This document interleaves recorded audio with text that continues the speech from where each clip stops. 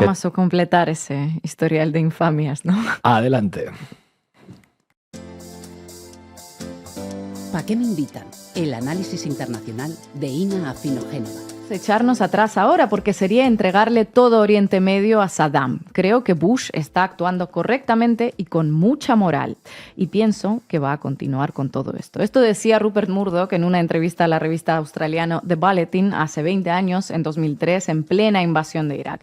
En ese momento el imperio mediático de Murdoch abarcaba 3 continentes. News Corporation era propietaria de más de 175 influyentes periódicos en Gran Bretaña, Australia, Nueva Zelanda y Estados Unidos. Tenían una importante presencia en radio y televisión, pero era la prensa escrita, controlada por Murdoch, la que fijaba la agenda universal en aquellos momentos. Si no siguieron la prensa anglosajona en aquella época, ya se pueden ustedes hacer una idea de lo beligerante que era. Todo el conglomerado mediático de Murdoch apoyaba de manera incuestionable atacar Irak.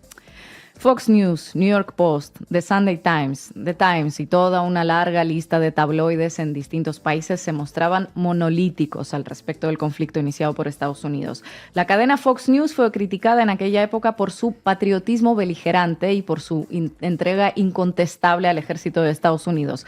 Pero las críticas eran una gota en un mar de contaminación mediática a la que el imperio de Murdoch sometía sistemáticamente a millones de lectores, telespectadores y oyentes por todo el mundo anglosajón. Bueno, pero ¿por qué estaba tan empeñado Murdoch en avalar la invasión que se justificó sobre el falso argumento de las armas de destrucción masiva y que se saldó además con cientos de miles de muertos civiles iraquíes? Pues a diferencia de George Bush, Tony Blair, Colin Powell y José María Aznar, Murdoch fue mucho más sincero hablando de sus motivaciones. Lo más grande que supone todo esto para la economía mundial sería el precio de $20 por un barril de petróleo.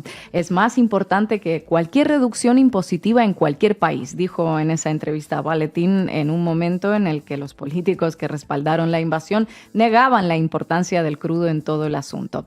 En otro reportaje publicado en la revista Fortune, Murdoch llegó a pronosticar todo un boom económico durante la posguerra. Una vez todo esto se acabe, el mundo se beneficiará con el petróleo más barato, un estímulo más grande que cualquier otra cosa. Lo de los daños colaterales ya les daba lo mismo. El cinismo de este tipo es tal que se permitió hablar sin tapujos sobre los verdaderos intereses de Estados Unidos en la destrucción de Irak, mientras Bush y Blair predicaban sobre el peligro de Saddam Hussein para el mundo entero. Solo faltaba encontrarle a esos intereses puramente económicos un bonito envoltorio: la defensa de la democracia, el peligro para la humanidad, la libertad, los derechos humanos.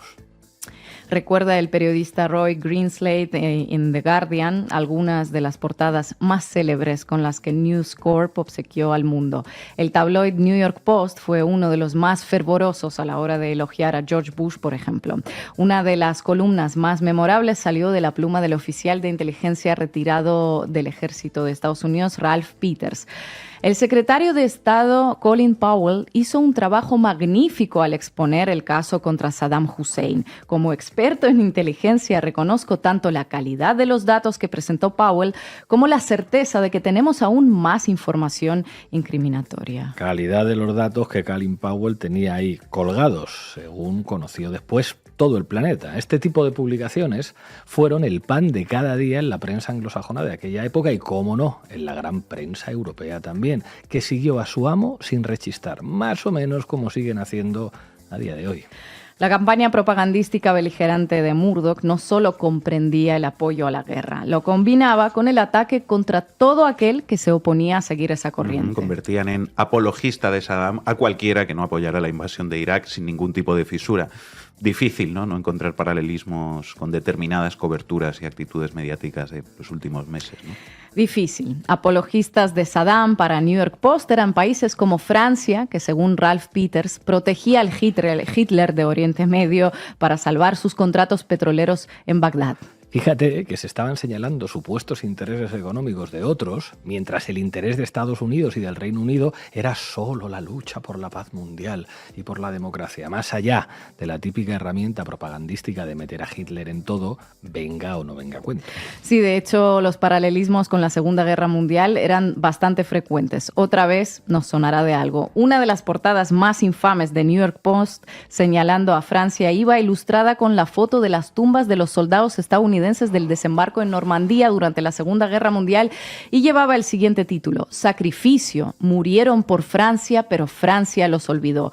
Los estadounidenses murieron para liberar a Europa de Hitler, pero los franceses lo olvidaron y por eso no van a luchar contra Saddam, que es lo mismo. Es todo tan básico, ¿no?, que sorprende que a día de hoy siga funcionando a pleno rendimiento y siga usándose con tanto entusiasmo, la verdad. El tabloide británico, parte del imperio de Murdoch, The Sun, calificó a los líderes europeos que no se sumaron a la campaña iraquí como los tres chiflados: el francés Jacques Chirac, el alemán Gerhard Schröder y los salames belgas.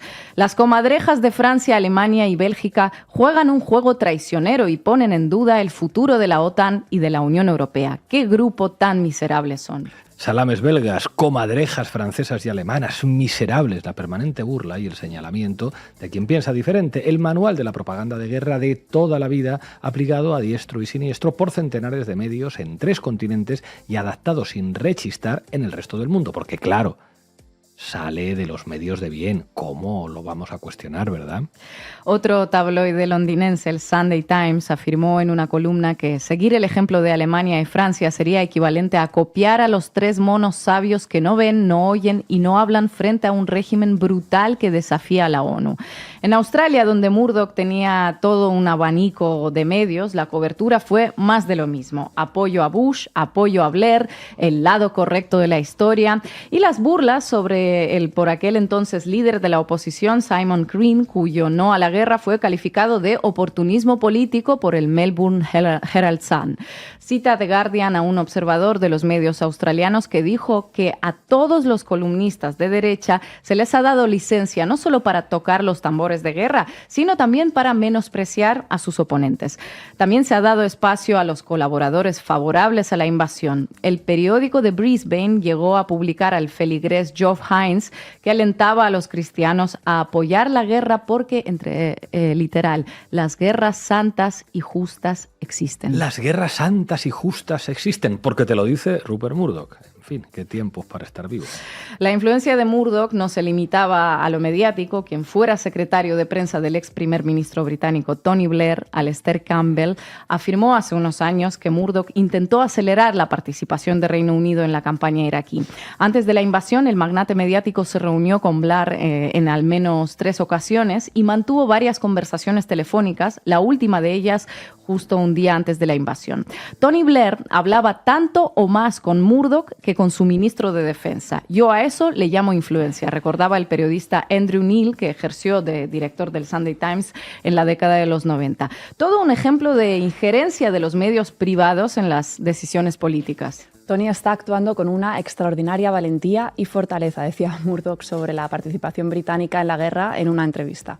No es fácil hacerlo en un partido donde la mayoría de la gente son una especie de pacifistas, pero él ha demostrado tener agallas, igual que hizo en Kosovo y ante varios problemas en la antigua Yugoslavia.